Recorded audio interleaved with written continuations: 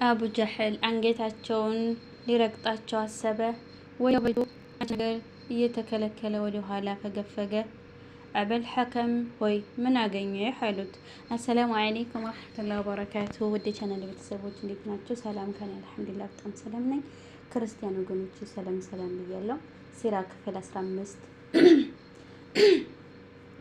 አቡ ጀህል አንገታቸውን ሊረግጣቸው አሰበ። ወደ ኋላ ፈገፈገ። አበል ሐከም በእኔና በሱ መካከል የእሳት ሸለቆና ንቆች አሉ። የአምላክ ሰለላሁ ዐለይሂ ወሰለም ወደ እኔ ቀርቦ ቢሆን ኖሮ መላእክቶች አካሉን ይቆራርጡት ነበር አሉ። ከላይ የተወሱት ታሪኮች ራሳቸውን የአላህ ሰዎችና የተቀደሰችው ከተማ ነዋሪዎች አድርገው የሚቆጥሩ ግፈኛ ቁረይሾች በአላህ መልእክተኛ ሰለላሁ ዐለይሂ ወሰለም ላይ በሙስሊሞች ላይ ይፈጽሟቸው ከነበሩ ግፎች ጥቂቶች ናቸው። አልቀረም ከነዚህ ጎና ማስቀያ ሙስሊሞች እስልምናውን በቃልም ሆነ በተግባር ይፋ እንዲያደርጉ ከራሳቸው ጋር እንዳይገናኙ የአላህ መልእክተኛ ሰለላሁ ዐለይሂ ወሰለም አዛቸው በያሉት እርምጃ ነበር። ምክንያቱም በይፋ ቢሰሩ ለተከታዮቻቸው መጽሐፍና ጥበብን በማስተማር በጣዖታውያን ያለ ጥርጥር ይደነቅበር። ምናልባትም በሁለቱ ወገኖች መካከል የግጭት እሳት ሊቀጣጠል ይችል ነበር።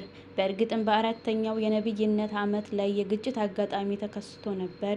ይኸውም የአላህ መልእክተኛ ሰለላሁ ዐለይሂ ወሰለም ባልንጀሮች በአንድ ሸለቆ ውስጥ ተደብቀው በመስገድ ላይ እያሉ ከቁረይሽ ከሃዲያን መካከል የተወሰኑ ሰዎች አዩአቸው፣ ሰደቧቸውም፣ ሊመቷቸውም ተጋበዙ። ሰዓድ ቢን አቢ ወቃስ አንዱን መታውና ደሙ ፈሰሰ። በእስልምና ታሪክ ውስጥ በሙስሊሞች የፈሰሰው የመጀመሪያው ደም ይህ ነው። እንዲህ አይነቱ ግጭት ተደጋግሞ ቢከሰት ኖሮ ለሙስሊሞች መጥፊያ እንደሚሆን የታወቀ ነው። እናም እስልምናቸውን መደበቃቸው ጥበብ የተሞላበት እርምጃ ነበር። ይህም በመሆኑ አብዛኞቹ ሰሃቦች መስለማቸውን ለመደበቅ ተገደዋል። አምልኮ የሚፈጽሙትና የሚሰባሰቡትን በድብቅ ነበር። በአንጻሩ የአላህ መልእክተኛ ሰለላሁ ዐለይሂ ወሰለም ጥሪያቸውንም ሆነ አምልኮአቸውን የሚፈጽሙት ከጣዖታውያን መሃል በግልጽ ነበር። ይህን ከማድረግ ምንም ነገር አላገደውም። ከሙስሊሞች ጋር የሚሰባሰቡበት በድብቅ ነበር። ለእሱም ለኢስላምም ጥቅም ሲሉ ይህን አደረጉ። የአርቃም ቢን አቢል አርቃም አል-ሙሕዙሚ ቤት ከውካብ ላይ ነበር።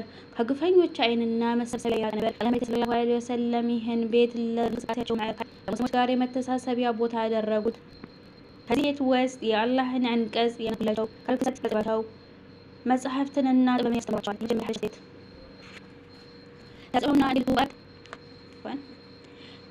እንግልቱ በአራተኛው የነብይነት ዓመት መጨረሻ አካባቢ በሴቱ ተጀመረ። እያደገ ቀን ከወር ወር እየበረታና እየጠነከረ ሄደ። ከ5 ዓመት መካከል ላይ ግን ጣሪያ ነክቶ መካ ውስጥ መኖር የማይችሉበት ደረጃ ደረሰ። ከዚህ መከራ ሊታደጋቸው የሚችል ብልሃት ማፈላለግ የሆነ በዚህ ተጨባጭ መሀል ስደት የሚቆሙና የአላህ ምድር ሰፊ እንደሆነች የሚያሳይ የቁርአን መልእክት ወረደ። እናንተ ያመናችሁ ባሮች ሆይ ጌታችሁን ፍሩ። በዚህችም ዓለም ውስጥ መልካም ተግባራት የሚፈጽም በመጪውም ዓለም መልካም ዕድል ተዘጋጅቶላቸዋል። የአላህ ምድር ሰፊና ታጋሾች ምንዳቸው የሚያገኙት ያለ ገደብ ነው። በአል 10 የሀበሻው ንጉሥ አህመድ ዳሽ እርሱ ዘንድ ሰው የማይበደልበት ፍትሃዊ ንጉሥ መሆኑን የአላህ መልእክተኛ ሰለላሁ ዐለይሂ ወሰለም ያውቁ ነበርና ሙስሊሞች የሀበሻ መሰደድ በሃይማኖታቸው ሰበብ ይደርስባቸው የነበረው ስቃይና መከራ እንዲያመጡ በነብይነት በ5ኛው ዓመት ረጀብ ላይ የመጀመሪያው የሀበሻ ስደተኛ ቡድን ወደ ሀበሻ ተሰደደ። 12 ወንዶችና ሴቶች ያዝ ነበር። የቡድኑ መሪ ዑስማን ኢብኑ አፋን ሲሆን የአላህ መልእክተኛ ሰለላሁ ዐለይሂ ወሰለም ሴት ልጅ ሩቅያ ነበረች። የአላህ መልእክተኛ ሰለላሁ ዐለይሂ ወሰለም እርሷንና ባሏን ዑስማን አስመልክተው ሲናገሩ እናንተ ከኢብራሂምና ከሉጥ በኋላ ለአላህ ብሎ በመሰደድ የመጀመሪያ ናቸው። ስደተኞች ከመካ የወጡት ቁረይሾች ያዩዋቸው ጨለማን ተገን አድርገው ነበር። ከዚያም ወደ ሸባህ ወደ አገር አላህ 2 የንግድ መርከቦች አዘጋጃሉ። በሰማይና በሀበሻ ተጓዙ። ቁረይሾች መሰደዳቸውን ሲያውቁ ዱካቸውን ተከተሏቸው። ገና ከባህሩ ዳርቻ ደርሶ ሄደው ናቸው። ሙስሊሞች ሀበሻ ውስጥ ጥሩ አቀባበል ተደረገላቸው። የጣዖታውያን መስገድና የስደተኞቹ መመለስ። በዚህ ዓመት ረመዳን ወር ነብዩ ሰለላሁ ዐለይሂ ወሰለም በተከበረው የሐረም መስጊድ ሄዱ። ወደ ተሰባስበዋል። ባላባቶችን በብዛት አሉ። በድንገት ከመካከላቸው ቆሙና አነጂም የተሰኘውን የቁርአን ምዕራፍ ያነቡ ጀመር። ከአጠገባቸው የተሰበሰቡት ከዲያን ከዚህ ቀደም የአላህ ቃል ሰምተው አያውቁም ነበር። ምክንያቱም ፖሊሲያቸው እንዲህ የሚል ነበር: እነዚያ የካዱ ሰዎች ይህን ቁርአን አዳምጡ፣ ታሸንፍም ዘንድ በሚነበብበት ወቅት ድምፅህን ከፍ አድርገህ ተንጫጩ አሉ። ፋሲለት 26 በእነዚህ ምዕራፍ ነብዩ ሰለላሁ ዐለይሂ ወሰለም ሲያነቡላቸው ቃላት ሲገልጹት ከሚችሉት በላይ እጅግ የተዋበ መለኮታዊ ቃል ወደ ጆሮአቸው ውስጥ በጣም ማረካቸው። እናም ሁሉም ጆሮአቸውን ለእሱ ሰጡ። ወደ ሌላ ነገር ማተኮር አልቻሉም። ነብዩ ሰለላሁ ዐለይሂ ወሰለም ምዕራፉን አጠናቀው ለአላህ ስገዱ አምልኩትም ከሚለው መቋጫ ላይ ሲደርሱ ሱጁድ ወረዱ። ከሃዲያኑም ራሳቸውን መቆጣጠር ተስኗቸው አብረዋቸው ሱጁድ ወረዱ። እንደ እውነቱ ከሆነ ከሃዲያኑ የሰገዱት የሐቅ ውበትና ድምቀትን በትዕቢተኞችና በፌዘኞች ልቦና ውስጥ የነበረውን እልህ በማሸነፍ ራሳቸውን መቆጣጠር ስላቃታቸው ነበር። ራሳቸውን ሲያውቁ ቀልባቸው ሲመለስ ስህተት መፈጸማቸው ሊያጠፋት ለሚታገሉት መልእክት ማደራቸው ተሰማቸው። በክስተቱ ላይ ካልነበሩ ወገኖቻቸው ከየአቅጣጫው ትችትና ወቀሳ ተሰነዘረባቸው። በዚህ ጊዜ በአላህ መልእክተኛ ሰለላሁ ዐለይሂ ወሰለም ላይ ቀጠፉ። የሰገዱት ጣዖታቸውን በደግ ስላነሳ እንደሆነ አድርገው አስወሩ። መሐመድ እነዚህ የተከበሩ ጣዖታት አማላጅነታቸው ተስፋ አድርጓል ሲል በአማልክቶቻችን አወድሷል ሲሉ ዋሹ። በቁርአን ውበትና መልእክት ተረድተው የመስገጃቸውን ታሪክ ለመሸፈን ይህ ቅጥፈት ቀጠፉ። ሌሎች ብዙ ሐሰቶችን የቀጠፉና ያሰራጩ ሰዎች በመሆናቸው ይህ ክስተት ከእነሱ መሰማት አያስገርምም። የዚህ ትዕይንት ዜና ወደ ሀበሻ ከተሰደዱ ሰሃቦች ዘንድ በእውነታው እጅግ በተለየና በራቀ መልኩ ተሰማ። ቁረይሾች ሰልመዋል የሚል ወሬ ደረሳቸው። እናም በዚሁ ዓመት ሸዋል ወር ላይ ወደ መካ ተመለሱ። ከመካ አፋፍ ላይ የደረሱት በቀን ነበር። እዚያ ሲደርሱ ቁረይሾች አለመስለማቸው ወደ ሀበሻ ተመለሱ። ሌሎች ደግሞ ተደብቀው ወይም ከቁረይሽ ወገኖቻቸው አንዱን ተገን አድርገው ገቡ። ሁለተኛው የሀበሻ ስደት ሴራ ክፍል 16 ሁለተኛው የሀበሻ ስደት ነጃሺ ስደተኛ ሙስሊሞችን በመልካም ሁኔታ ማስተናገዱን ቁረይሾች መስማታቸው አንገበገባቸው። በሙስሊሞች ላይ የሚፈጸሙ ግፍ የሚደርሱት ስቃይም በረታ። እናም የአላህ መልእክተኛ ሰለላሁ ዐለይሂ ወሰለም ሰሃቦቻቸውን ወደ ሀበሻ እንዲሰደዱ በድጋሚ ማዘዝ ግድ ሆነባቸው።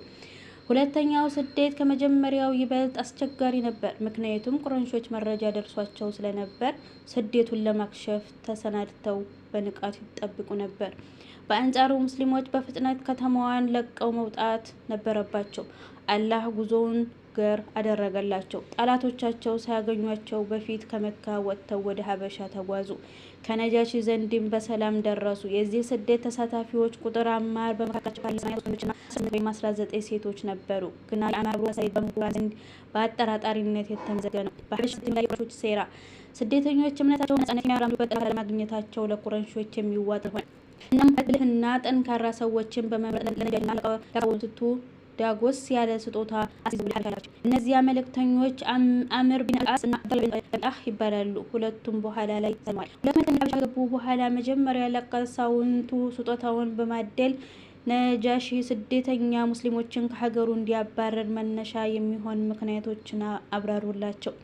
ቀሳውንቱም ለነጃሺ ይህንኑ ምክር እንደሚለግሱ ከተስማሙ በኋላ ከነጃሺ ዘንድ መቅረብ ስጦታውን አቅርቡልኝ ሲሉም ተናገሩ። ንጉስ ወይ ወደ እርስዎ ሀገር ቀቂል ወጣቷል። ለእነዚህ ወጣቶች ከወገኖቻቸው ሃይማኖትም አልገቡም። እርስዎ እኛም ማናዋጭ አንጥተዋል። የተከበሩ አባቶቻቸው አያቶቻቸውና አባቶቻቸው እነዚህ ወጣቶች ወደ መጡበት እንዲመለሱ ከሰው ዘንድ ሆነ። የጥፋት ወገኖቻቸው ከማንም በላይ ያውቃሉ። ቀሳውንቱ ነው ለእርሱ ያስረቧቸው ወገኖቻቸው ወደ ሀገራቸው መልሷቸው በማለት ድጋፋቸውን ገለጹ። ግን ነጃሺ በቀኙን በመስማት ጉዳዩን ለማጣራት መወሰን ሙስሊም አስሯቸው። እነርሱ በበኩላቸው የሆነው እውነት ተሰምቷል። ነጃሺ ከወገኖቻቸው እምነት በማፈንገጥ ወይም ከሚታወቁ ሃይማኖት ሳትገቡ አዲስ የመከተሉ ሃይማኖት ምን ይመስላል? በዚያን ጊዜ ሙስሊሞች ወክሎ እንዲናገር ተደረገ። ጃዕፈር ኢብኑ ጣሊብ እንዲህ በማለት ዘመን ተሻጋሪና ታሪካዊ ነገር ተነገረ።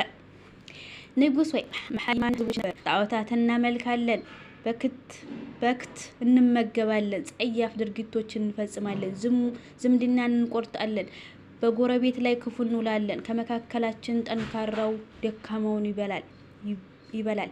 በዚህ አይነት ሁኔታ ውስጥ እያለን አላህ ዘሩን፣ እውነተኛነቱን፣ ታማኝነቱንና ንጽህናውን የምናውቀውን መልእክተኛ አስነሳልን። ይህ መልእክተኛ አላህን በብቸኝነት እንዲናመልክና ማንኛውም አላህ ውጭ አናመልካቸው የነበሩ እንዲገቡና ጣዖት ማምለክ እንድናቆም አስተማረን። እውነት እንድናደርስ ዝምድና እንድንቀጥል ብድርና እንድናመልክ የሰውን ክብርና ደም እንድንጠብቅ አዘዘን። በኩል ጊዜ ሐሰት መናገር፣ የየቲምን ገንዘብ ያለ አግባብ ከመብላት፣ የንጹሃን ዜጎችን ስም ከማጥፋት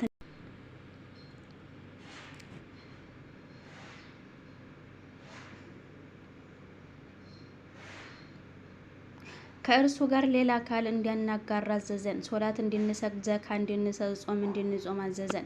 ትምህርት አመንበት፣ ይዞልን የመጣውን የአላህ ሃይማኖት ተከተልን። እናም አላህ በብቸኝነት አመለክን። ከእሱ ጋር ምንም ነገር እርም ያደረጋቸውን ነገሮች ታቀብ፣ የፈቀደልን ብቻ ተጠቀም። በዚህም ምክንያት በጎኖቻችን በጠላትነት ሰየሙብን፣ ቀጡን። ከእምነታችን በኃይል ያስወጡን ታገሉ። ከአላህ ጣዖት አምልኮና ድሮ እንፈጽማቸው የነበሩ ድርጊቶችን በመፈጸም ሊመልሱን ጣሩ። በጨቆኑን በበደሉንና በመውጫ መግቢያ ያሳጡን ጊዜ በእኛና በሃይማኖታችን መካከል ግርዶ ባደረጉ ጊዜ ከሌሎች ሁሉ እርስዎን በመምረጥ ወደ ሀገርዎ ተሰደድን። ንጉሥ ሆይ ከእርስዎ ዘንድ እንደማንበደል ተስፋ አደረግን። ነጃሽም ከአላህ ዘንድ የመጣ መልእክት አለህን ሲሉ ጠየቁ። ጃፈርም አዎ በማለት የመርየምን ምዕራፍ የመጀመሪያ አንቀጽ። በዚህ ጊዜ ነጃሺ ጺማቸው በእንባ እስኪርስ ድረስ አለቀሱ።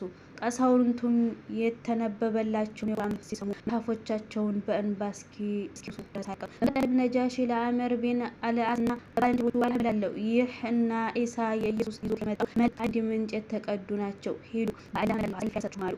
መልእክተኞቹ ወጡ። አብዱላህ ቢን ረቢዕ በአላህ እምላለሁ ነገ ጉዳያቸውን የሚያጋልጥ ነገር እናገራለሁ አለ። አብዱላህ ቢን ረቢዓህም እንዲህስ አታድርግ፣ ምንም እንኳ በእምነት ብንለያይ ወገኖቻችን ናቸው አለ። አመር ግን ውሳኔው ጸና። በቀጣዩ ቀን ጠዋት ለነጃሽ እንዲህ አላቸው፣ ንጉሥ ሆይ ስለ ኢየሱስ ነገሩ ከብድ ነገር ይናገራሉ። ነጃሽ ወደ ሙስሊሞች ስለ ኢየሱስ ምን ላላችሁ በማለት አልባቸው። ሙስሊሞች ደነገጡ። ቢሆንም ግን የሆነው ቢሆን እውነቱን ለመናገር ተስማሙ። ወዲያው ከንጉሱ ዘንድ እንደገቡ ንጉሱ ፈጥነው ጠየቋቸው። ጃዕፈርም ስለ ኢየሱስ የምናምነው ነቢያችን የነገሩንን ነው። ይኸውም ኢሳ የአላህ ባሪያና መልእክተኛ መንፈስና